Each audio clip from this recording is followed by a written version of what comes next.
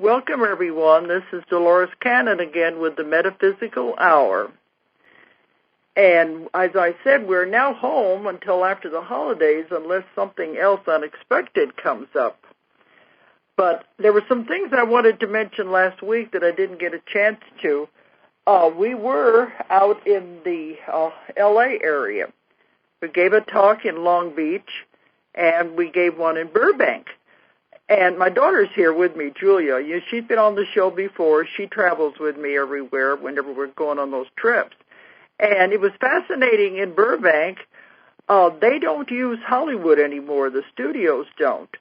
And they have the studios now are all around out there in Burbank. But they said Warner Brothers, Disney World, Disneyland, all of that.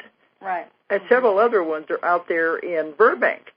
So the hotel we were staying in, it happened to be where they shoot a lot of the TV shows.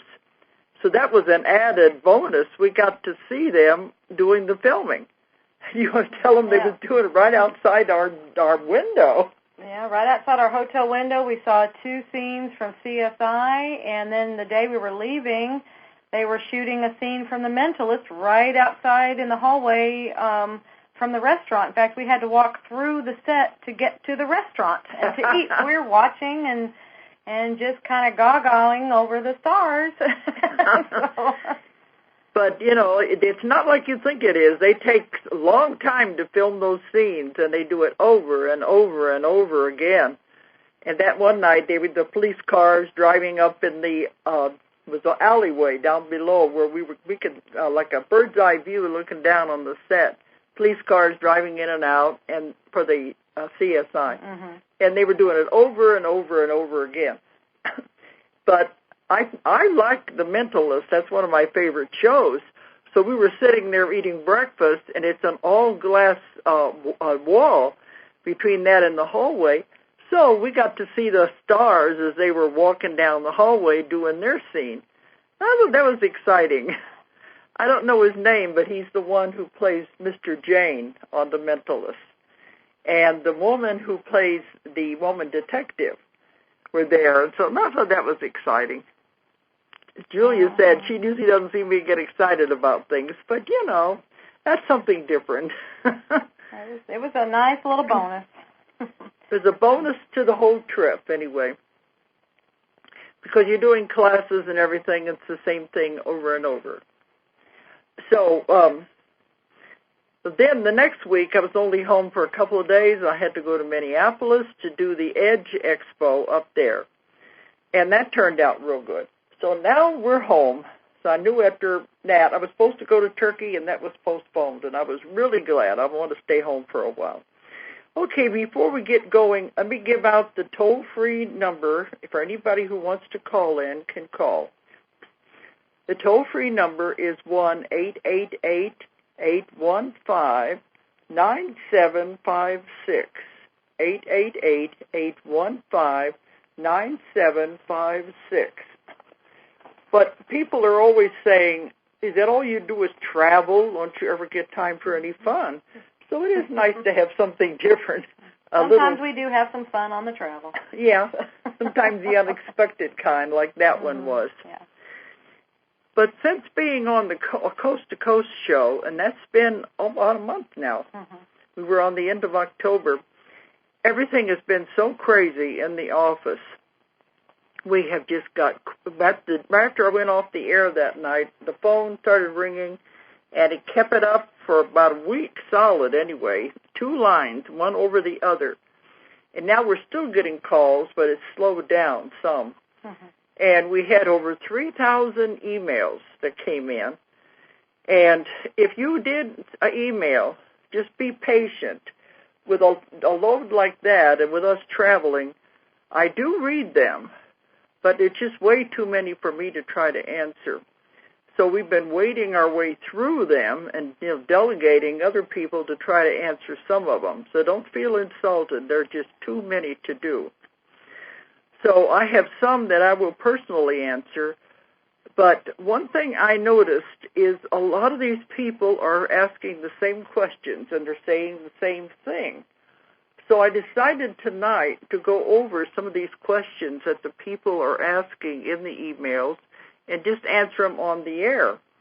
And maybe that will help, because it's amazing how they are the same questions again and again. I think we really hit something on that show with the Coast to Coast. We pushed a button in a lot of people, a lot more than we thought, and it is really creating something out there. Okay, for those of you who didn't hear the show, I guess I better give a little background so you know what we're talking about.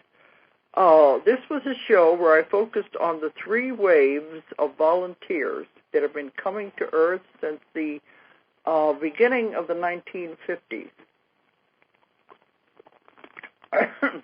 Now, I guess I better explain that. I'm not going to have time to go into all of it. I'm lecturing on this now because, to me, I think it's very important to have found these missing pieces.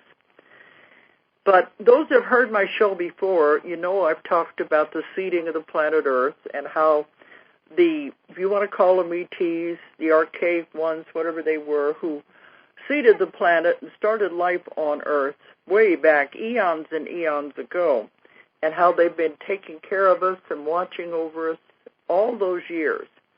That's why when I lecture at all of these UFO conferences, I always, portray them as very positive, because that's the way I see them. I've not found anything negative in my 25 years of working with the ETs and doing the books that I've written about them. Some of the other investigators think they're negative, but that's because they don't have all the facts that I do.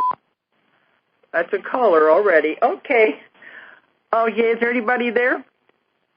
Yeah, hello? Hi, Dolores. This is Peter. How you doing? Yeah, I'm sorry I didn't get to talk to you much last week. Oh, no, that's okay. I know I was, that was my fault. I didn't know there was a special show about Star Child. Yeah, children. You kind of jumped the gun before I had a chance to introduce her, really. But yeah, go ahead, because tonight I'm just going to be covering these. I was just going to give some background so that people will know about the 3 waves. But go ahead. What did you want? Oh, okay. Oh, did I interrupt? Were you talking about something with someone now? No. I was just trying to give a background about the 3 waves of volunteers so the other people will know what we're talking about. But go ahead with your question. Oh, okay. Does it have to be related to the volunteer, the 3 levels? No, just anything you want to ask. Oh, okay. After you wrote Jesus and the Essenes, did you ever speak to a Qumran expert or a Essenes expert? And if so, at what length of time, or how much did you talk to them, and what was their reaction to it as far as how accurate the book was and that regression to them, since they were at the Qumran, or they, them studying the physical archaeology of it?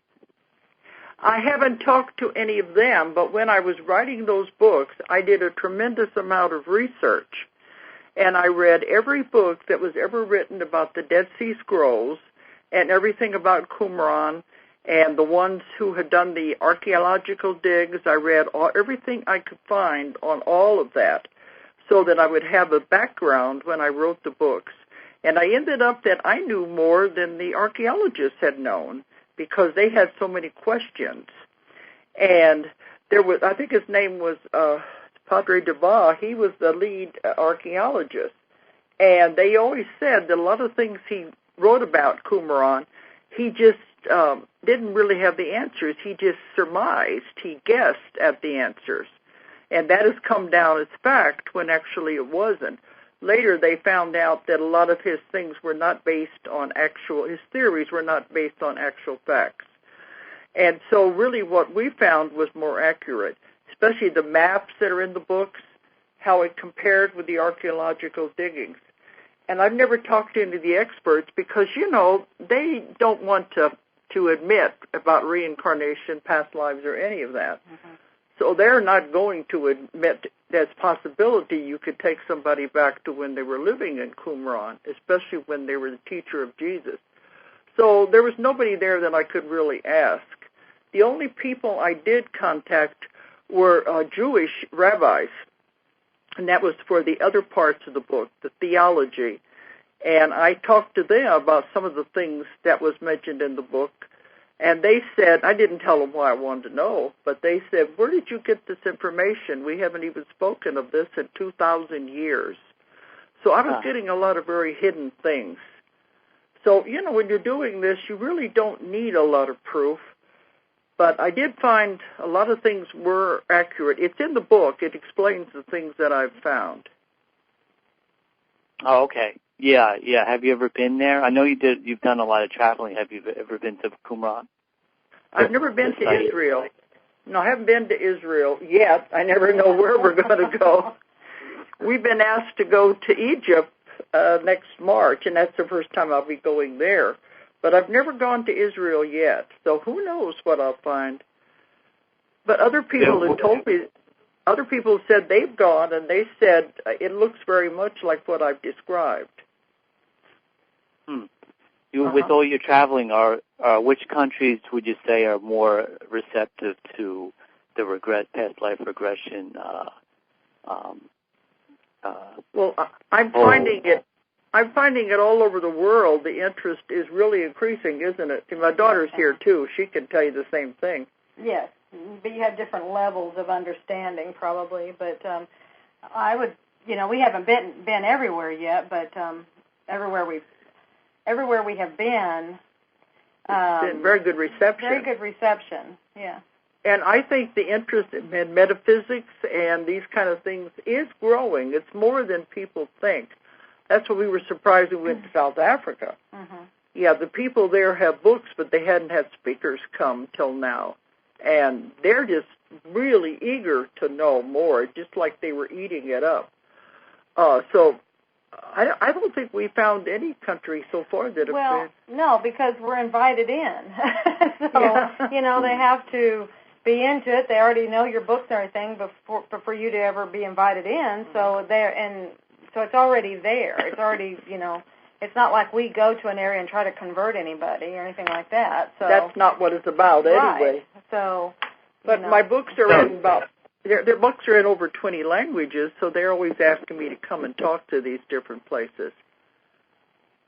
Yeah, that's what I figured about. They were more receptive because they asked you to come talk to them. I know you weren't. Yeah. You're always going to have you ever been regressed? Definitely, yes. I know about 8 of my own lives, and to me, I don't need it anymore. It's a tool. Oh, can you tell me about some of them? What? Can you tell me about some of your past time or not? But I know why I'm doing what I'm doing. I know my association with my family. And you get to the point you don't really need to know anymore because it's just a tool to help you with this life, and then you don't have to do it anymore. Julia knows some of hers, and I don't know if you need any more either, do you? No, because, again, you have to put it into perspective anyway, because you go through a point when you do it, I think in the beginning, where sometimes the past lives become more important, and then you realize, wait a minute, this is the one that's important, and they are just parts that brought you to where you are. It's kind of like living in the past. If you were to constantly concentrate on things that happened earlier in this life and let them overshadow where you are now, when they're no more important, they are what brought you to where you are now. So it's something, you get this understanding as you start seeing these things, and you realize how it has created you and how you've developed from that. Then, now where we are, it's like, okay, that's interesting and that's great. We've kind of integrated all of that, and now we're moving forward, and so everything is about now and what you're doing to make you better and stuff all the time, and so and to promote and advance yourself. So it really takes a whole other perspective, I guess is the word. It's nice, but it's not. It's just a whole other view, focal point that you take on with everything. You really kind of want to do it like I'd like to do it again, to see what it is that I want to be working on now. I mean, the past stuff is like I said, what brought me to where I am here, but now is what's important. And a lot of the work I do with clients that come to see me is to find if there's anything in their past life that relates to now that may be holding them back physically or emotionally from doing what they're supposed to be doing. That's why it's a good tool, but you don't really need it once you have gone past that. It's all about growth and evolving. Right. And once we've evolved past it, we don't need to know who we used to be. Does that make sense to you? Yeah. If you have any physical ailments, your past lives might help, explain those and help you overcome the physical ailments. That's the main thing. I work a lot with physical problems. Yeah, physical, emotional, any blocks, any things that you're having. If you're having problems, then that's where, go seek, where it's coming from. It might be from this life. It might be from another life, but it's something that's bothering you, then it's something you need to check out. But if you've got all of that taken care of, then you're in a place now to go forward. So that's where you kind of know when you shift, and you just kind of know that when your past stuff is taken care of. So you call it the awakening. I guess so. Yeah. The veil is thinning. I found a lot of people, their problems come from when they were children, things that happened to them as a child, and they buried it, and they don't even think about it anymore. But it sits there in festers, and they don't realize that could be the cause of their problems today. So sometimes it's not past lives, it's things in this life. But, that's what I work with anyway. But I know about 8 of... What? Oh, go ahead. No, go ahead. I said I know about 8 of my past lives, so that's enough for me to know. Okay. Were all of them on this planet or any off-planet? All of mine were that I found. Yeah, maybe you probably had some others, but you just weren't at a place to be made known of those at that point, because that was a while back before you that was a long time ago. It was when I was first beginning, is when I did my own regressions. I probably possibly could have had a life on another planet. It just never has come up. But in my work, a lot of people have had lives on other planets, other dimensions, and that's what I write about, No, I'd say and in some of your books you mentioned that you've never been unsuccessful with regressing someone. Has that reputation changed? Have you come across anyone who wasn't regressible? Everybody can be hypnotized. Everybody. There's no exception. The only problem is those, I like to work in the deepest possible level of trance, the somnambulistic level. But we have some people who really don't want to be. If you don't want to be, nobody can make you go under. And we have some who are control freaks, I guess you would say. Those are usually men. Women don't usually do that. Well, but I had a few controlling women. I have a few, but they're the ones who are, they want to control the session. They want to be analytical and trying to analyze everything. And then they're over in the left side of their brain. And there's a lot of professions like that. CEOs, accountants, math professors are really difficult to do. Engineers, because all they're thinking about is numbers and analytical things. They're in the left side of the brain. We don't want them in the left side of the brain. You want them in the right side of the brain where the pictures and the creativity is. But occasionally you get some that's their occupation, and they're much harder to work with. But you got to remember, I've been doing this 40 years. I've been doing thousands and thousands of people. I got a whole bag of tricks. And we can get through, we can get them there. It's just the matter of how much you're going to be able to get if they're going to want to control the session. But everybody can be hypnotized. There's no exception. Right, to different levels. I mean, there's just... Yeah, some of them won't go down to the deep one. Everybody can go to at least the light level. That is everybody. So. Everybody. There's no exceptions there. Are you still involved with the UFO community, or? Well, I was an investigator for many years, but I'm not, involved in that way anymore. but I speak at all the UFO conferences. In February, I'll be at the one in Laughlin. That's the biggest one in the world. That's the UFO conference in Laughlin, Nevada. I'll be there in February. So I'm still involved in the investigations and things like that. And do you remember, how did you hear first about that famous kid in, I think it was in Louisiana, James Leininger, the kid who remembered his last life as a World War II pilot, that his parents wrote a book about him? That was on the internet. It must have been on the internet or on some TV show. That wasn't my case. Oh no, but it was. I think it was one of the most famous that helped the world, the country, know more about the power of, or the proof of past life. Well, there's many other cases that have been proven, but people have found birth records, death records. They've even found their burial plots. There's a lot of this stuff has been proven. That's not the only one. But, no amount of proof is ever enough for a skeptic. They will accept it no matter how much you give them. And then for those who believe, you don't need any proof. But there's been several cases like that where the person will remember details and be able to trace it back.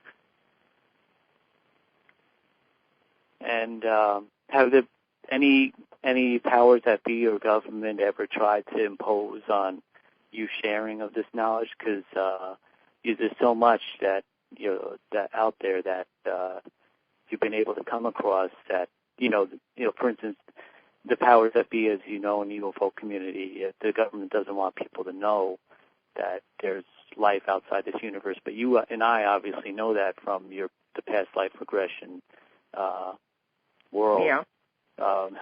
Has the government ever talked to you about or anything like that? Nobody bothers me. We travel all over the world. We haven't had any problems with anybody. That's why I don't really put a lot of stock in that. Because, I'm more out there than a lot of people. And my books, some of them are very controversial. And there's a lot of things in there about government, things that the government has been doing. But no, they've never bothered me, and I don't expect them to. Because I live in the light. I live in the positive. I don't look for things to be negative anyway. That's not my life. So they might be around, but they don't bother us. Yeah. People say they're at the UFO conferences and they're there, to listen to the speakers and who knows what to gather information. But if they're there, that's okay. But we don't get bothered. So that's the main thing. And I've been doing this a long time. Yeah. Did any of your children pick up, like your daughter here, did she pick up the past life regression? Is she a past life regressionist? Did they pick up the career? Yeah, she knows how to do it. She has helped with my classes, so she does cases. But go ahead and tell them. Well, I have. It's been several years now since I've done any because with all the growth with the business, I've just not had the time. But, yeah, I can do it, too. That's what she teaches all over the world, and anybody can learn it. So, yeah, you don't have to have any special experience or anything, just a passion to help people and to learn. So. And the other students, and especially in Australia, and I'm teaching them all over the world, and we've got lots of feedback, and they are having remarkable results because we have a website so that the students can communicate with each other if they're having problems or to show their different results, and I think the results are phenomenal. Right. But Julia, she likes to deal more with energy work. Right. Yeah, it comes more naturally to me to do energy work and distance healing, things like that. So I can do the other, but I prefer to do the energy because it's very natural to me.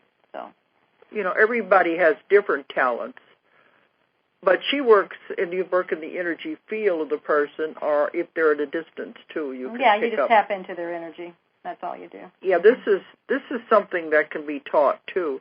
There's a lot of things out there for people who are interested in these kind of things. Yeah, I have a background in hypnosis with helping people lose weight and smoking. But would that be enough to qualify me to, take one of the classes like you had a month ago in L.A.? Absolutely. Yeah, absolutely. A lot of people take the classes. You're in what we call, they focus on habits. That is the lightest level of trance. I work in the deepest level. So if I do habits, I do it if the person is interested. But to me, I'd rather time travel. I'd rather go back into the past and find their problems there. But if they do want to stop smoking, lose weight, I put it in the session. But it's not the most important part. But if you're interested, yes, anybody who has a passion, even if they're not a hypnotist, if they are interested in Reiki or energy work, or just to have a passion to help people, you're eligible to take the class. And we're setting up 2010 now. I have a few classes set, and we have some others we're just trying to finalize, and then we'll have them on the site as well. Where do you live? What state? New York City. Have you ever been? Yeah, I just did a class there a few months ago. A few months? Well, it was toward the end, before we went to around the world trip. I did the one on Long Island. Oh, okay. So do you think you'll be back in the future? Well, I did one in Newark, I did one in New York, and the last one was on Long Island. But they want me to come back, so it's a possibility. Yeah. Otherwise, we're looks like we'll have one definitely in North Carolina. Usually, try to do something on the East Coast and the West Coast, and then in the middle of the country. So we've had several requests in the North Carolina area. So we thought, that's probably going to be for sure over there. If we get enough interest in the New York area, then we can go back another class there. We are setting up one in Hawaii and one in San Diego. Mm-hmm. And right. We always have two here in Arkansas. So it's hard telling where they're going to be, but we're going to be going out of the country again, too, doing them in other countries. But if you're interested, Peter, you don't have to give your name online, but if you're interested, you can contact my office, find out more about this. It's a 3-day class, usually Friday, Saturday, and Sunday. Okay. And 9 to 5. Okay. Yeah, that's the LA one, I think. Yeah, I understand. That's how many days they usually are. Is your daughter going to take up the business after you retire someday, or?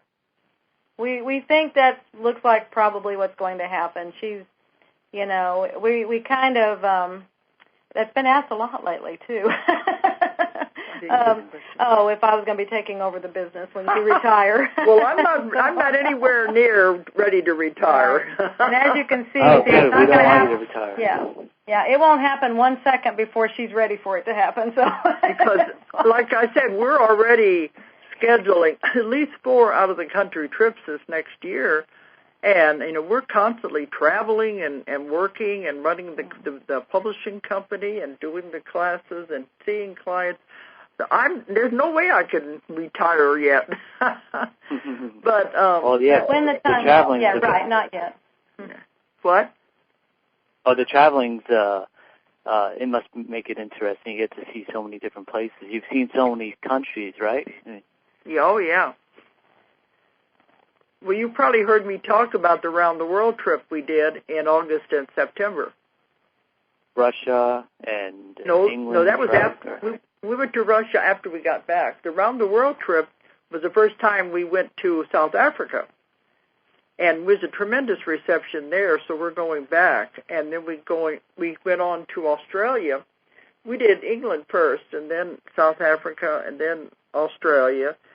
And next year, we will definitely be doing South Africa again, and we'll be doing Australia and New Zealand. We have a tremendous following there in Australia.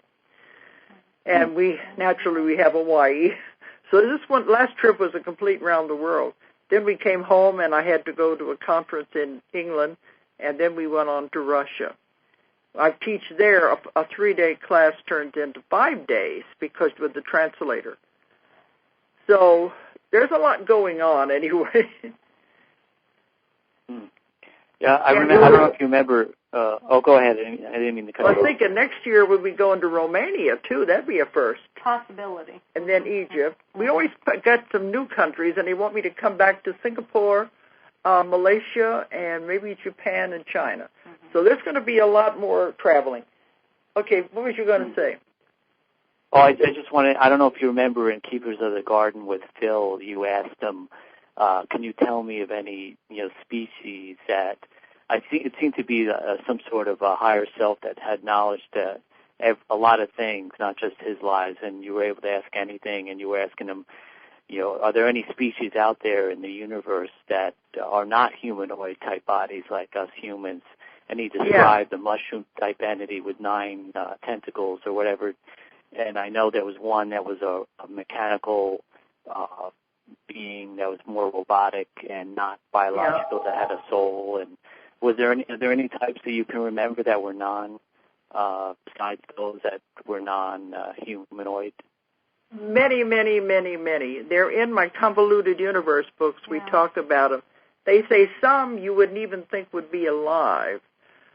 Some look like a triangle, and you wouldn't even think they were alive, or like a ball. But there doesn't matter. They have consciousness. It's just they are not humanoid shapes like we are. Well, but take that one step further. On Earth, rocks have consciousness. Your table, your lamps, your floor. So, and they're not humanoid, So it's like just because it's on another planet doesn't mean it's any different from us. I mean, it's all the same set of rules. Everything has consciousness. It's all following its own plan. That's what we were told. One of the most important things people had to realize was that everything has consciousness. Everything. And once you understand that, you can relate to your whole world a whole lot differently, relate to nature, relate to everything. You can see it's much bigger than you think it is. And in family gatherings, do you talk about your job, your career, your work? No. No. We did. No, she tries and we cut her off. We said, no, you can't do it. No, like yesterday was Thanksgiving. We had 12 people here, and all we tried to do was keep the little ones in line. They were running all over the house yelling and screaming. And no, everybody's talking about their kids, their jobs, their lives, and they know what I do, and it's not that important to them. I think it's at the bottom of their list, really. Well, I mean, they're all, like you said, they all know. So well, when they hear we're going to go somewhere, they'll say, I want to go. But otherwise, they don't talk about what I do. That's not the big deal. Yeah, it's old hat. Everybody knows what you do. They've been within the family, everybody knows. Yeah, so it's not that important to them. I have a normal life, too, and I like to get away from all of that sometimes, Of course, you have to balance. I already know. You got to have a balance in your life. Okay, what did you start to say? Well, the boy man that stayed in the tent in your backyard from Italy that you regressed, do you ever hear from him? Did you ever hear from him? No. But then I do thousands and thousands of people. Sometimes they'll email me back and tell me what's happening. Other times they don't. Sometimes they'll come up to me at conferences and say, remember me? And I'll say, I'm sorry, but I really don't. I see too many people. But, that was Sky. He did come up here, and he camped out in the backyard in a tent, and very rare for me to do that. I usually don't let anyone come to my house. But he had come so far that I let him stay here anyway. But that's rare for me to do that. Very. Yeah. That was when we had that big storm. But it sounds like you have read a lot of my books anyway. Well, yeah. I just read Convoluted Universe. I just purchased from you the number 3. I know someone that's as a gift is getting me number 2. And I had. That's why I had so many questions, I guess. Have you read my last book that just came out? 5 Lives. 5 Lives. 5 Lives Remembered. No, I didn't read that one yet. What? That just came out in. It came out in July, and it was actually the first book I ever wrote. It was how I got started 40 years ago. But in those days, it was so ahead of its time that nobody would publish it, and so it just sat until the time was right. Now we decided to bring it out. But it shows what it was like before anybody knew anything about reincarnation. They didn't know what New Age was. They didn't know what past lives was. There wasn't anything. And we were like pioneers. It just happened. So that book is my beginning, tells how I got involved in the whole mess that I'm in. Right, and some people are calling it her masterpiece. I mean, it's an excellent, excellent book, and we're thinking about making it required reading for the students because it, and you would appreciate this as a hypnotist already, it really shows your parameters as a hypnotist, you know, what you can do and everything, because they were in the dark and just winging it most of the time, and that's a lot of times what people are afraid to do. They don't know how much of that they can do, so this is really showing you how much you can do. Because you don't have any idea. We had no idea what was going on. So it's interesting in that way. Plus, it is. Everything is in there that is now in the New Age movement before it was ever known. That's what amazed me, was there were things that she's now writing about in the Convoluted Universe books, and she had them back there and didn't even realize it. We didn't know what we had. You know, and it was like, oh my gosh, it's been there all along. So we have found walk-ins before the term was even invented by Ruth Montgomery. So it's fascinating how we stumbled into all of this 40 years ago. So that's the new book. It's 5 Lives Remembered. It's my beginning. Okay. Well, Peter, do you have any more questions? Oh. Can I ask one more question? Okay, go ahead.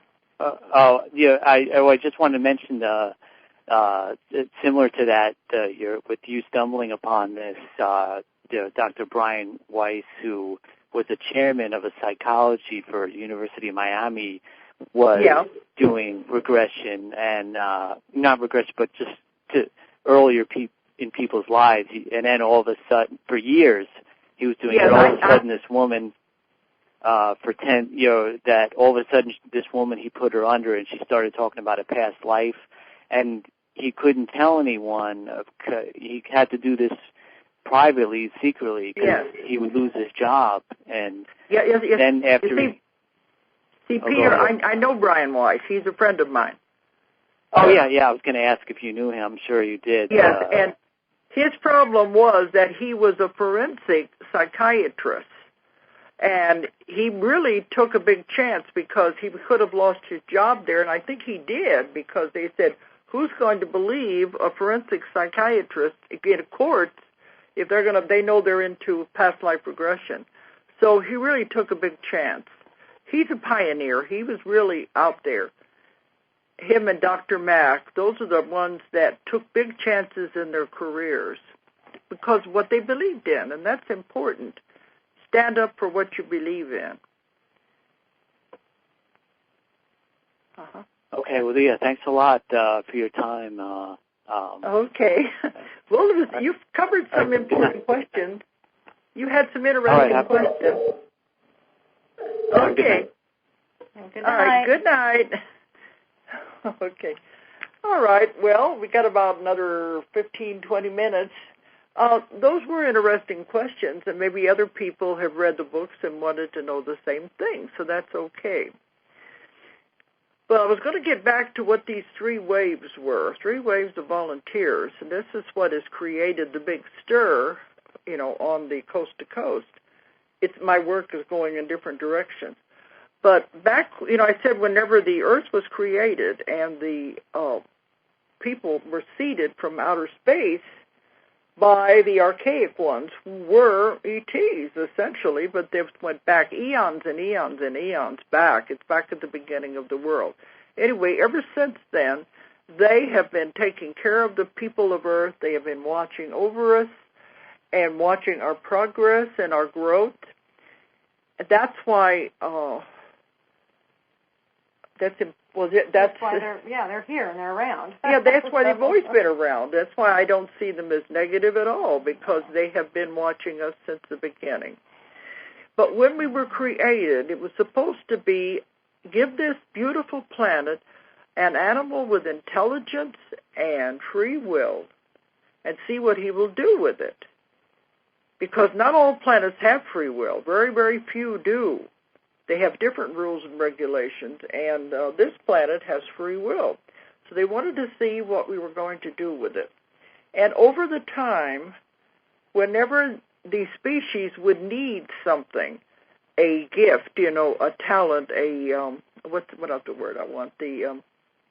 Something they would need to progress. Yeah, the next step. The next step, it was given to them.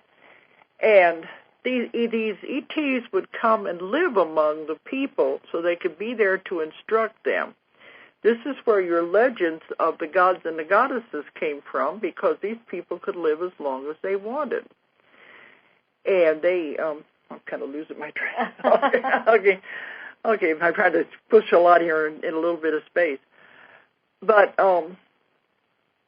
that part before that. Oh, the gods and goddesses, and, the gods. They came. They lived here and giving the gifts. Yeah, the giving the gift, because every culture in the world has the legend of the culture bringers. These are the Indian woman, in the Indian corn woman, in the Indian legends, the people who brought fire, the people that taught agriculture.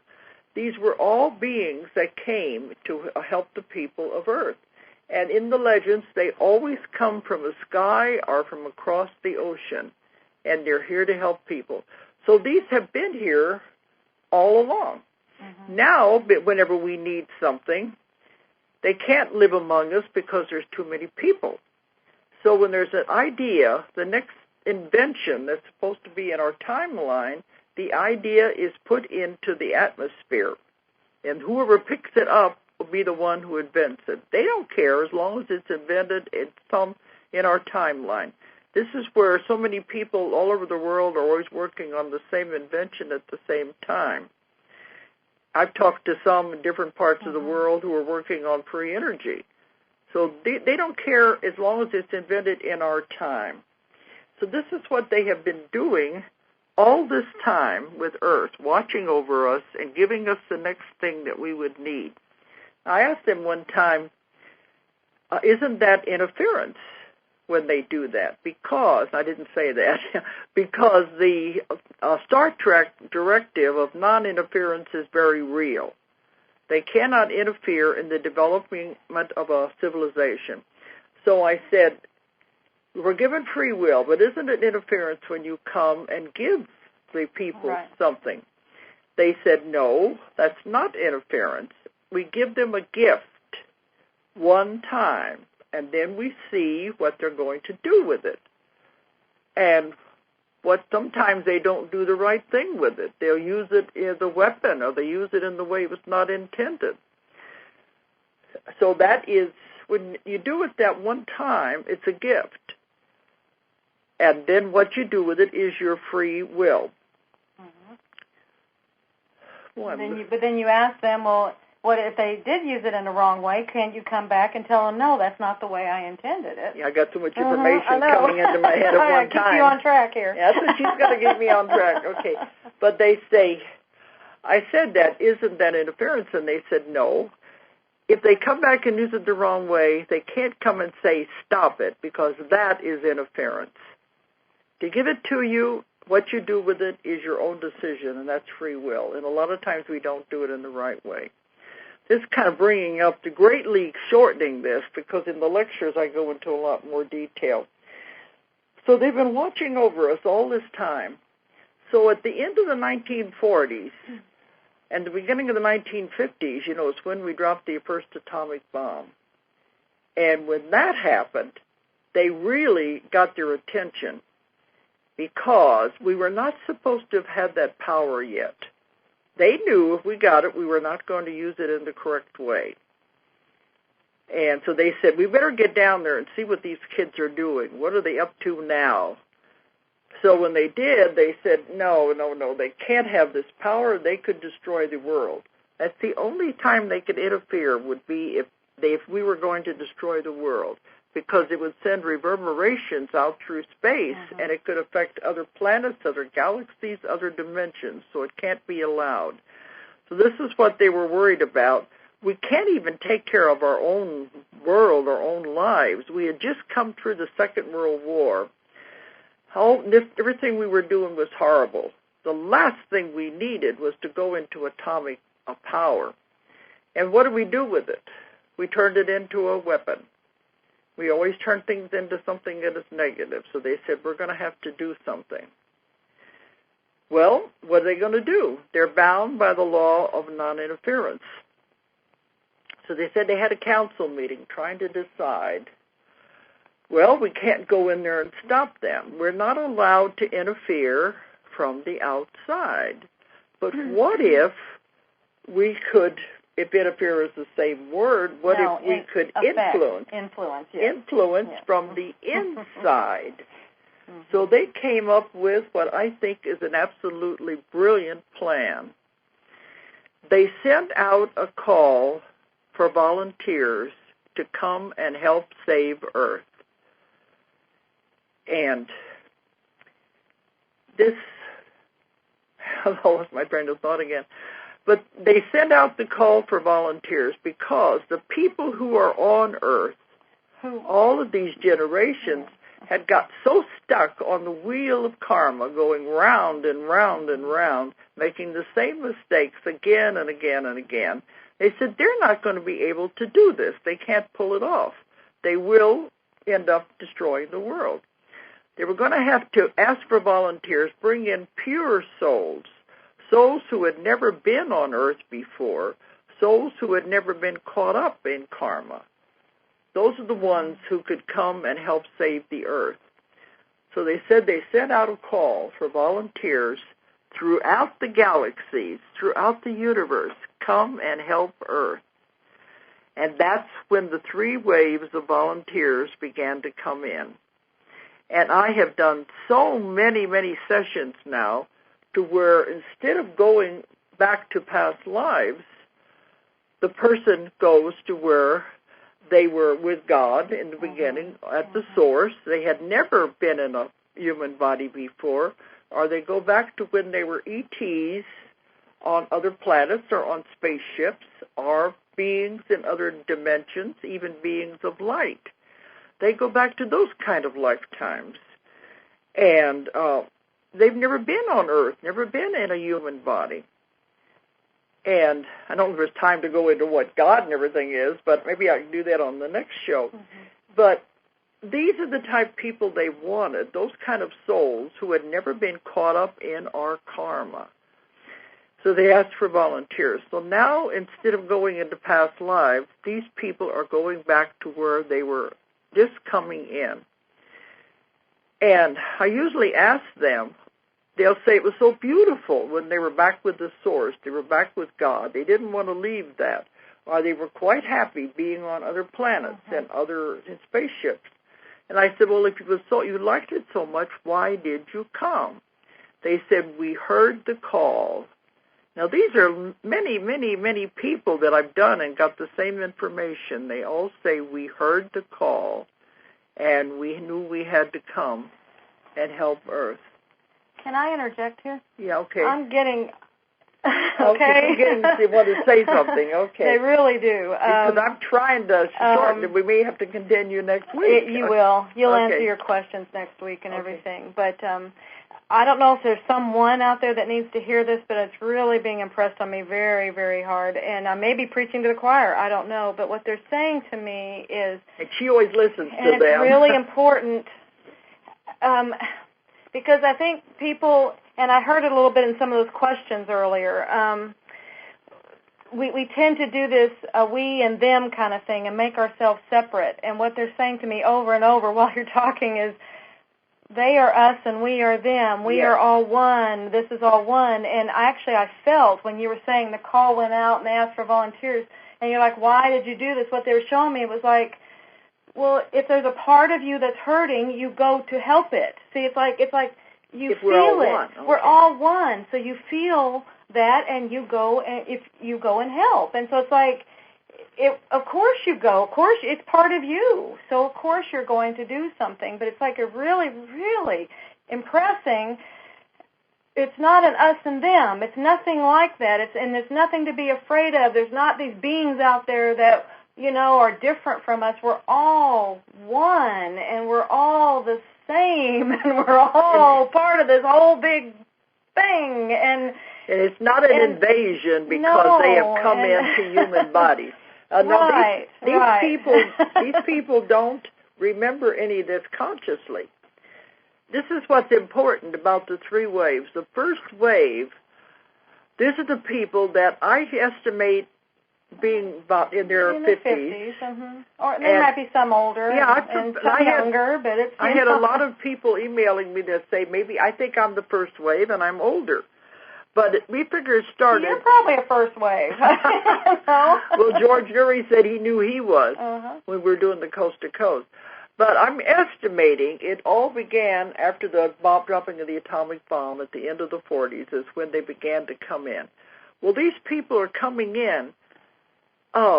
They don't consciously remember this. It only comes out when we're doing the session. But they don't want to be here. These are their characteristics. And I cover this in the book Keepers of the Garden. Right. And again in the Custodians, we talk about it. They don't want to be here. They say time and time again, I don't like it here. I don't like the violence. I don't like the way people hurt each other. I want to go home. I don't know where home is, but I know it's not here. And this very uncomfortable feeling of not belonging. And so when we do the sessions, we find out why. It's because they've never been here before. Right. And when they come in, the first wave, it's like they have a protective sleeve, I guess you would say, put around them so they cannot create karma because they don't want to be here. They want to do their job and get out. And if you accumulate karma, then you've got to stay. And some of these people, especially the first wave, they go into depression, and many of them have tried to commit suicide. Right. And they don't like emotions. Emotions frighten them, especially fear, anger. Those kind of emotions, they upset them because they're not used to it. But we have the other waves, too. But let me focus on this one. This is the one we've been getting all of these emails. I mean, we had 3,000 emails, and I think the majority of them were saying, I think I'm one of the first wave. And they're asking, do you think I fit in? And it's a tremendous response. George Nury on Coast to Coast said he thought it was going to be a localized thing. You're just getting a few here and there. And I said, no, what we've been told, now we have reached the critical mass to where they said there's tens of thousands of these people who are on Earth now, and they think now we have a chance of making a difference and turning things around. To me, that's extremely important. Well, and part of this, it was because of, to shift it around, but it's also about bringing light on to this and shining onto the dark. And as we've talked before, if you have the analogy of a dark room and you open a door where very bright light is in the other room, you open the door, it shines light into that dark room, and it also exposes everything that's in there so you can see it. When you open that door, the dark doesn't leak into the light leaks into the dark. So you don't have to have, we kept trying to figure out before how many it would take to get to the point where it shifts. It's not like it has to be half or three-quarters or more. It just has to be, it doesn't have to be a large number actually. And it shines because it doesn't take a lot of light to completely expose dark. And so that's why it has reached that point. Probably sooner than we were thinking it was going to. Yeah. And it has tipped. I think it's tipped. Exactly. But the mail I've got is really amazing. I mean, people, even men who were answering said, I sat there and cried. I was on the air for over 3 hours that night on Coast to Coast. And they said they sat there and cried because they said, you're describing me. Now I know why I'm here. I know why I don't feel comfortable here. And it's amazing the response we have got.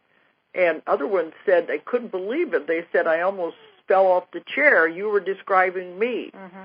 Now, this means there are hundreds and hundreds and thousands of people out there who don't want to be here, who don't feel like they belong. Well, they don't understand their thing. But can I make another message? Okay. You will know. And it may be by things like this, where you're going to hear something, oh, this is what I'm here for.